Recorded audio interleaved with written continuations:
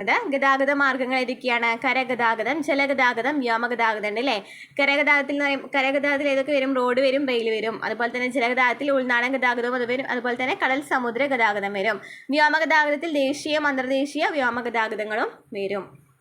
ഇനി എന്താണ് കരഗതാഗതം എന്ന് പറയുന്നത്?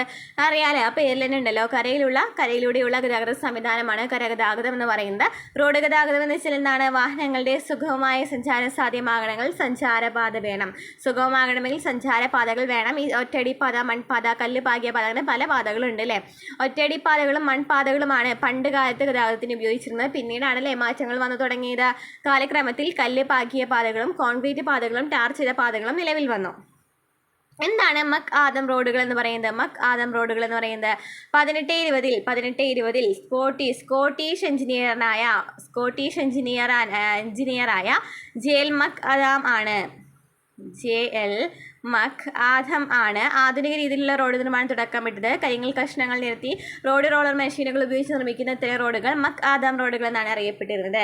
അപ്പം ഇയാളുടെ പേരാണ് മക് ആദം എന്ന് പറയുന്നത്. അപ്പം അങ്ങനെ തന്നെയാണ് ആ പേര് റോഡിന് വന്നത്. എങ്ങനെയാണ്? കരിങ്കൽ കഷ്ണങ്ങൾ നിരത്തി റോഡ് റോളർ മെഷീനുകൾ ഉപയോഗിച്ച് നിർമ്മിക്കുന്ന റോഡുകളെയാണ് എന്ന് പറയുന്നത് മക് ആദം റോഡുകൾ എന്ന് പറയുന്നത്. നമ്മുടെ രാജ്യത്തെ ഗ്രാമീണ പാതകൾ, സംസ്ഥാന പാതകൾ, ദേശീയ പാതകൾ, എക്സ്പ്രസ് ഹൈവേകൾ എന്നിങ്ങനെ ബൃഹത്തായ റോഡ് ശൃംഖല നിലവിലുണ്ട്. ലോകത്തിലെ രണ്ടാമത്തെ വലിയ റോഡ് ശൃംഖല ഇന്ത്യയിലാണ്. ഈ പോയിന്റ് ഇമ്പോർട്ടൻ്റ് ആണ്. ഇന്ത്യയിലെ രണ്ടാമത്തെ വലിയ റോഡ് ശൃംഖല എവിടെയാണ്? ലോകത്തിലെ തന്നെ രണ്ടാമത്തെ വലിയ റോഡ് ശൃംഖല എന്ന് പറയുന്നത് ഇന്ത്യയിലാണ്. ഒരു രാജ്യത്തിൻ്റെ സാമൂഹിക സാമ്പത്തിക വളർച്ച ഉറപ്പുവരുത്തുന്നതിൽ റോഡ് ഗതാഗതം പ്രധാന പങ്ക് വഹിക്കുന്നു. ഇനി ഇന്ത്യയിലെ പ്രധാന ഹൈവേകൾ കൊടുത്തിട്ടുണ്ട്. ഇത് ഇമ്പോർട്ടൻ്റ് ആണ്. സുവർണ്ണ ചതുഷ്കോണം എന്ന് വെച്ചാൽ എന്താണ്? ഇന്ത്യയിലെ പ്രധാന വ്യാവസായിക കാർഷിക കേന്ദ്രങ്ങളെ ബന്ധിപ്പിക്കുന്ന ദേശീയപാത ശൃംഖലയാണിത്.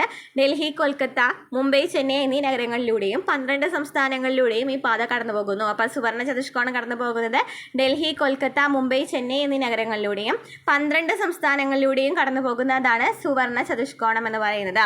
ഇനി വടക്ക് തെക്ക് ഇടനാഴിയും കിഴക്ക് പടിഞ്ഞാറ് ഇടനാഴിയും. വടക്ക് തെക്ക് ഇടനാഴി ശ്രീനഗറിനെ കന്യാകുമാരിയുമായും, വടക്ക് തെക്ക് ഇടനാഴി എന്ന് പറയുന്നത് എന്തിനാണ്? ശ്രീനഗറിനെ കന്യാകുമാരിയുമായും, കിഴക്ക് പടിഞ്ഞാറ് ഇടനാഴി സിൽച്ചാറിനെ പോർബന്ദറുമായിട്ടും ബന്ധിപ്പിക്കുന്നു.